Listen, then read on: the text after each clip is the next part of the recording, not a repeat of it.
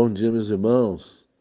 Graça e paz da parte de Deus e do nosso Senhor e Salvador Jesus Cristo seja contigo na manhã desse dia. Sou o professor Rodolfo e com muita alegria estamos no segundo dia de exposição do livro do profeta Oséias. Hoje meditaremos sobre os capítulos 4, 5 e 6. E eu te convido a orar comigo nesta manhã em gratidão ao nosso Deus. Senhor, nosso Deus e Pai, Tu és um Pai amoroso, bondoso, que sempre está disposto a perdoar os nossos pecados, a nos purificar. Nós te louvamos por tão grande amor. Esse amor sacrificial do Senhor que entregou o seu Filho unigênito para morrer em nosso lugar, para pagar a culpa do nosso pecado, que nós não tínhamos como pagar. E nessa manhã não temos palavras para te agradecer por tão grande amor, por tão grande misericórdia, pela graça do teu Filho, que nos libertou da culpa do pecado e que nos deu vida juntamente com Cristo Jesus e nos fez assentar nos lugares celestiais juntamente com a igreja. Nós te louvamos, Senhor, por tua presença conosco. Nós te louvamos porque tem sido para nós mestre e guia de nossas almas, para que não tropecemos com o nosso pé e para que não pequemos contra o Senhor. Guarda, ó Deus, o nosso coração, a nossa mente. Abre o nosso entendimento, Senhor, para que possamos conhecê-lo e para que prossigamos em conhecer ao Senhor. Capítulo de número 4. Agora nós temos uma nova mensagem de Deus através de Oséias. Essa mensagem está separada dos capítulos anteriores. Assim como nós podemos notar nos escritos de Paulo, por exemplo, ele registrou a sua mensagem, doutrina, o que ele próprio chama de seu evangelho, e que ele mesmo declara ter ensinado a sua mensagem pessoalmente nas igrejas por onde havia passado. Assim também os profetas não anunciaram e proclamaram a mensagem do Senhor somente por uma vez. Eles passaram longos anos anunciando o que o Senhor os mandava. Então devemos ter em mente que Deus insistentemente trazia a lei, seus preceitos e seus mandamentos, declarando a sua vontade para o povo. Assim como hoje, existe uma igreja que desempenha o seu papel profético, não de apontar somente o futuro da humanidade, muito menos de qualquer nova revelação ou suposta inspiração de Deus, mas antes trazendo à memória do povo a própria palavra do Senhor.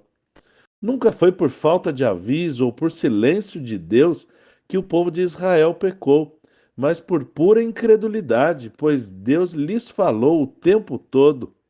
Oséias está agora dizendo que Deus tem uma contenda com os homens, mais especificamente com o seu povo, os filhos de Israel, que, de tanto pecar, a verdade havia novamente desaparecido da terra. A benignidade que deveria se achar abundantemente no povo de Deus desapareceu. Tamanha a corrupção no meio da congregação de Israel. Ao invés da verdade, havia somente a mentira entre eles. Perjurar significa jurar falsamente, não cumprir o voto ou o juramento, e ainda pior, havia um vício em jurar falsamente entre os filhos de Israel, vício que se manteve até os dias de Jesus, tanto que o juramento ou o perjúrio foi tema recorrente de Jesus e motivo de embates entre ele e os judeus. Tanto que em uma dessas vezes que discutiram sobre juramento, o Filho unigênito de Deus os chamou de condutores cegos e depois por mais 2 vezes insensatos e cegos. Isso somente nos versículos 16 a 22 do capítulo do Evangelho registrado por Mateus. Eles matavam uns aos outros e também ao estrangeiro. Mentiam, adulteravam a aliança de casamento, frequentavam prostíbulos. As mulheres traíam os maridos, que também traíam as mulheres. E como já antes vimos, adulteravam espiritualmente também, confiando em falsos deuses, os deuses dos povos pagãos, e sacrificavam a esses deuses, adoravam a eles, na esperança de receberem prosperidade e felicidade, prazeres carnais. Eles furtavam uns dos outros, furtavam do povo comum. Os reis, príncipes, chefes das famílias e sacerdotes lucravam em cima do povo. A ira de Deus não é somente porque eles roubavam, assassinavam e furtavam, mas ainda pior, faziam tudo isso e eram louvados pelo povo, tidos em alta honra. Com essa severa repreensão de Deus, concorda o profeta Isaías no capítulo 1 e versículo 23. Teus príncipes são ladrões e companheiros de ladrões. Oséias termina o versículo 2 nos informando a frequência e a velocidade com que o povo de Israel pecava, um ato violento e sanguinário imediatamente atrás do outro. A palavra imediatamente dá essa ideia de ato contínuo e rápido, atitudes criminosas e pecaminosas 24 horas por dia. Por causa da multidão de pecados e violência do povo, que se chamava pelo nome de Deus, a terra seria castigada e sofreria o dano da ira de Deus. Todos os moradores da terra desfalecerão. Todos devem ser destruídos, da besta do campo e o pássaro do céu, os peixes do mar. O profeta aqui amplia a grandeza da ira de Deus, pois ele inclui até os animais inocentes e os pássaros do céu, sim, os peixes do mar. Quando a vingança divina se estende até os animais, o que acontecerá com os homens? A explicação para a destruição dos animais é simples. Na vontade original de Deus, o homem, como dispenseiro e mordomo do Senhor, liderava sobre o restante da criação. Além da criação, o servir de alimento e até elementos para adoração e sacrifício. Ou seja, os homens perderão todos os seus dons. No versículo 4, em ocasião da extrema maldade do povo, eles não aceitavam advertências, rejeitaram todos os conselhos, não admitem médicos e não querem os remédios. Nós devemos tomar muito cuidado, pois quando os homens fecham seus ouvidos e endurecem os seus corações contra todos os bons conselhos de Deus, é uma prova de maldade irrecuperável. Ao dizer que Israel é um povo que contende com o sacerdote, Oséias está se referindo à própria lei. Não só os sacerdotes, mas também os profetas de Deus e todos aqueles que resolvessem lhes proclamar as verdades das Escrituras. E ele está ilustrando o que o Senhor Jesus declarou na sua entrada triunfal em Jerusalém, registrada em Mateus 23 e 37. Jerusalém, Jerusalém, que matas os profetas e apedrejas os que te são enviados. Quantas vezes eu quis ajuntar os teus filhos, como a galinha junta os seus pintinhos debaixo das asas, e tu não quiseste. No versículo 5, Deus pronuncia a sentença e vingança contra homens desobedientes. Deus costuma fazer assim. Ele primeiro dá oportunidades aos homens, a fim de serem levados ao arrependimento. Mas quando são reprovados e não dão ouvidos, tentando todos os meios com palavras, ele chega ao último estágio, exercendo o seu poder. Daí o Senhor, quando viu que seus profetas eram desprezados e todo o ensino dos profetas era uma questão de escárnio e zombaria pelo povo, determina a sentença que o povo deveria ser destruído em breve. Oséias é taxativo ao dizer que a destruição virá sobre o povo porque lhe faltou o conhecimento. Não podemos esquecer da próxima parte do versículo, tão negligenciada em nosso meio. O povo rejeitou o conhecimento de propósito. Fica claro que os sacerdotes também não cumpriam os seus deveres de anunciar a palavra de Deus e ensinar as leis, estatutos e desígnios de Deus ao povo. Mas ambos são igualmente culpados perante o Senhor. Além disso, Deus também aponta o pecado de ingratidão como responsável pela iminente destruição do povo. Ter recebido a lei de Deus deveria ter sido para eles como ter recebido o próprio Deus, e conhecimento suficiente eles tinham para seguir adiante para a glória de Deus. Mas todos desprezaram a Deus, a lei, o conselho e todo o conhecimento do Senhor. Assim como o povo rejeitou a Deus, assim o povo está sendo rejeitado pelo Senhor. E também o povo se esqueceu da lei. Deus sentencia que esquecerá dos filhos do seu povo. Conforme o povo de Israel se multiplicava, assim também se multiplicava o pecado contra Deus. Deus vai mudar a honra que o povo tinha em vergonha. Novamente o Senhor se volta contra os sacerdotes corruptos, pois eles comiam da oferta e dos sacrifícios que o povo trazia. O povo enriqueceu mentindo e enganando, como já vimos anteriormente. Mas os sacerdotes não estavam nem um pouco preocupados com a mentira e o engano do povo, nem preocupados em lhes ensinar a verdade. Apenas se importavam com as ofertas, o que o povo trazia ao altar. Do povo aos sacerdotes, todos pecaram contra Deus e ninguém estava livre de culpa. Ou seja, Deus está dizendo que não poupará nem o povo, nem o sacerdote. Os sacerdotes haviam abusado da honra que tinham, e o povo desejava esses mestres, que não os repreendia. Que tamanha semelhança com a frase de Paulo a Timóteo, se referindo aos últimos tempos. Porque virá tempo em que não suportarão a sã doutrina, mas, tendo comichão nos ouvidos, amontoarão para si doutores conforme as suas próprias concupiscências.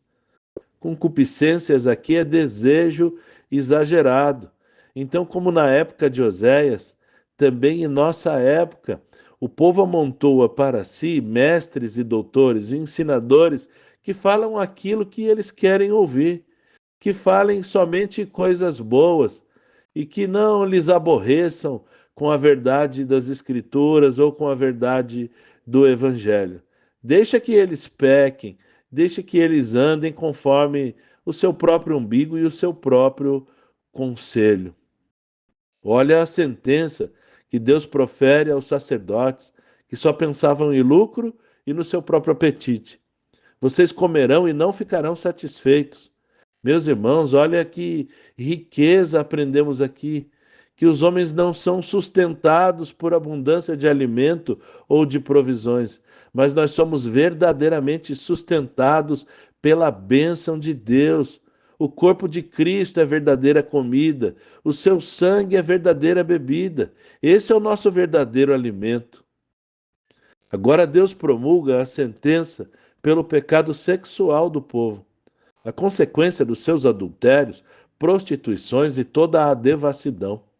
Ainda que eles tenham uma vida totalmente desregrada e se entreguem a esse tipo de pecado sexual, eles não se multiplicarão por terem deixado de atentar a tudo quanto Deus requeria deles. Luxúria ou devassidão, vinho e mosto tiram o coração. Quer dizer que o povo havia se entregado a essas coisas. Estavam cheios de tantas dádivas de Deus que aquilo que Deus os havia dado como bênção se tornou em abuso por parte dos israelitas, de tal forma que eles se viciaram e perderam todo o entendimento e conhecimento de Deus. O povo perdeu tanto o entendimento que em toda árvore que encontravam sacrificavam, a cada sombra que viam, adoravam e acendiam incenso a deuses estranhos. E essa falsa adoração idólatra para Deus é como adultério e prostituição. Deus está agora dizendo que nem será preciso nenhum castigo ou sentença da sua parte, porque o próprio sacrifício idólatra que estão fazendo, junto a meretrizes, será a sua destruição e transtorno. Ao ponto em que o reino foi dividido, o reino de Judá ficou com os lugares separados para a adoração a Deus. E o povo de Israel ficou proibido de ir até Judá para sacrificar, ou até a Judéia e adorar ao Senhor.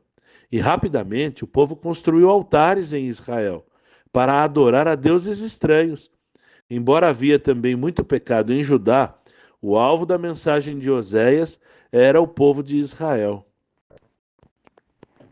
O povo se afastou de Deus como uma ovelha perdida e rebelde, e o Senhor passará a tratá-los assim, como ovelhas rebeldes e perdidas, deixando-os pecar sem limite, ou ainda espalhando pelos campos espaçosos de terras estranhas, como ovelha que não tem pastor, ou como ovelha que vive à procura do seu pastor e não encontra, espalhados por um vento que os levou para serem envergonhados. Capítulo 5. Oséias, em novo discurso, mais uma vez se dirige às pessoas de Israel, mas com uma ênfase especial aos sacerdotes e príncipes do povo, que haviam se corrompido, pensando que o serviço a Deus é causa de ganho ou lucro próprio. Por isso o profeta disse que eles foram um laço e motivo de tropeço para o povo. Essa antiga prática religiosa, com a intenção de avareza e ganho particular, se estende aos dias de hoje e nunca foi ordenada por Deus, que sempre repreendeu essa prática, rejeitou e continua repreendendo, como também Paulo orientou a Timóteo, não praticar tais obras e ainda se afastar daqueles que pensam a obra de Deus para proveito próprio. Perversas contendas de homens corruptos de entendimento e privados da verdade, cuidando que a piedade seja causa de ganho. Aparta-te dos tais. Voltando ao texto, o povo vai se aprofundando em sua maldade e matança, mas a recompensa de Deus não tardará sobre eles. Efraim e Israel é a totalidade do povo do Reino do Norte e aponta para uma contaminação generalizada. Todo o povo pecou e se prostituiu, mas o Senhor os conhece e eles não poderão se esconder de Deus. O povo não conhece a Deus e não quis se arrepender. Agora o profeta acrescenta que há um espírito de prostituição no meio deles, que os tornou impossibilitados de conhecer a própria mazela e os impediu de se voltar para Deus. Todo o povo de Israel vai cair. E agora o profeta, além de citar novamente Efraim e Israel, cita também a Judá e revela que a sua queda também é certa e é justa, a queda de todo o povo em ocasião do seu pecado, da sua injustiça e da sua própria soberba. Assim todos cairão. O profeta Oséias revela que haverá um tempo que todos eles pegarão os seus animais e rebanhos, como quem quer trazer um suborno a Deus pelo seu pecado. Mas o Senhor não aceita suborno e nem tem o culpado por inocente, de modo que eles buscarão ao Senhor e não acharão, pois Deus se retirou deles.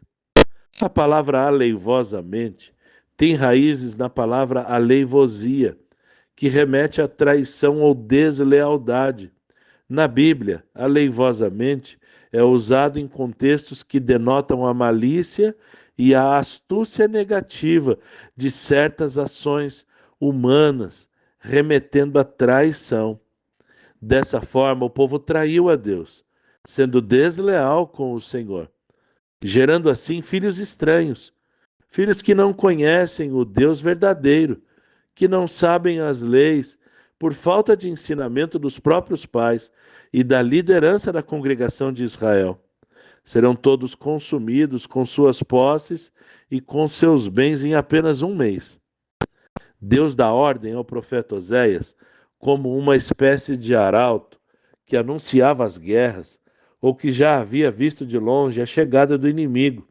Ele deveria tocar a trombeta, tocar a buzina, clamar e gritar em voz alta, gritar a chegada do inimigo e da destruição. Mas quem é o inimigo? O próprio Deus está perseguindo Israel e não os deixará descansar, para que os israelitas saibam que Deus não ameaça em vão, que suas repreensões não são brincadeira ou um mero recurso de linguagem, mas que ele lida com seriedade quando reprova o ímpio e que a execução será cumprida. Novamente, Efraim e Judá são citados como aqueles que andaram atrás de preceitos e mandamentos de homens e buscaram alterar a lei do Senhor. A ira de Deus será derramada sobre eles. Estão oprimidos e quebrantados. Deus avisa que o povo perceberá a sua chaga e doença e buscará ajuda, abrigo e cura na Assíria, junto ao seu rei. Mas o próprio Deus os está fazendo apodrecer, e eles não encontrarão cura nem alívio para a sua doença. O Senhor irá fazer com eles conforme faz o leão e leãozinho.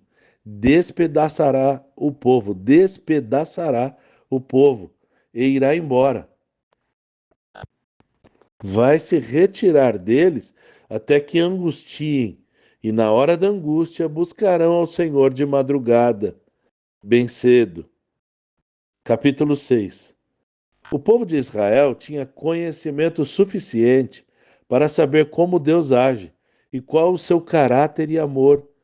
Deus usa o profeta para ressaltar o amor e o desejo de Deus de receber e aceitar o seu povo arrependido, com as frases: porque ele despedaçou e nos sarará, feriu e nos atará a ferida, feriu e curará. Depois de 2 dias, e o terceiro dia, significa que não seria de imediato que Deus os visitaria com novo livramento. Mas a promessa de alívio e refrigério está de pé. E embora não seja tão rápido, a promessa tem intenção de encorajar o povo a esperar pacientemente pelo Senhor e pela restauração prometida. O povo deveria esperar e aproveitar esse tempo de castigo e afastamento de Deus para se empenhar em conhecer a Deus. O tempo de reprovação e trevas, longe da presença de Deus, sempre é um tempo difícil e tenebroso. E Satanás vai se aproveitar disso para desencorajar a pessoa que está debaixo de disciplina.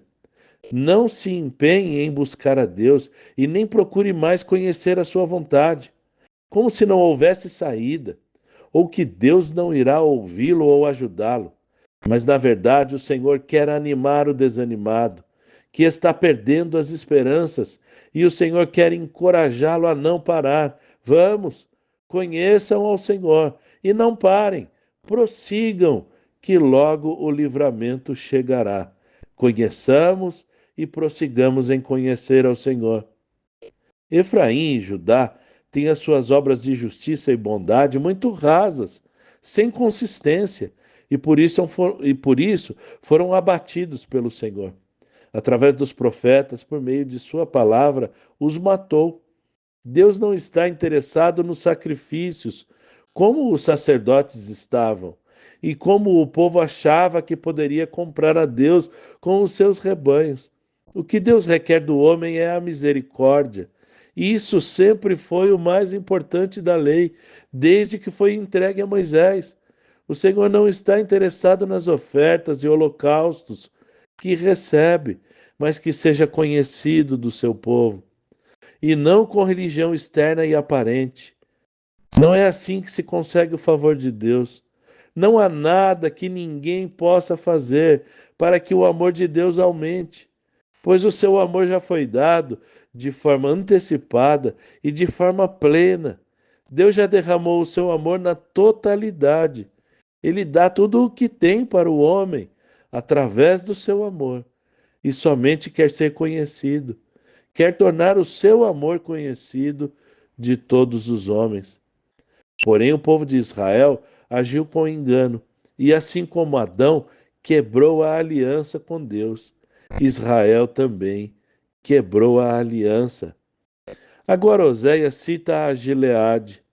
Devemos lembrar que Gileade era uma cidade de refúgio e que os levitas e sacerdotes tinham a possessão dessa cidade, a posse. A cidade era deles, uma cidade separada, para que qualquer que se chegasse a ela encontrasse abrigo e refúgio entre os levitas e sacerdotes, aqueles levantados por Deus para serem exemplos dos fiéis. Junto com os sacerdotes, sempre ia uma tocha, simbolizando que eles deveriam ser luz para as nações. A cidade de Gileade se tornou em covil de ladrões, e os sacerdotes e levitas exerciam uma espécie de liderança no roubo e derramamento de sangue. A cidade de Gileade passou a ser a cidade dos que praticam iniquidade, uma verdadeira cidade de ladrões e salteadores e assassinos, que matam à beira do caminho e cometem abominações. A casa de Israel e Efraim, ou seja, todo Israel se prostituiu, e isso é horrível aos olhos de Deus, que promete também tratar com Judá. Deus abençoe a sua vida. Tenha um excelente dia na presença do Senhor. Quero te encorajar a ler as Escrituras. Leia todos os capítulos juntamente conosco. Ouça os comentários e tenha um excelente dia em nome do Senhor Jesus. Até amanhã, se o Senhor assim nos permitir.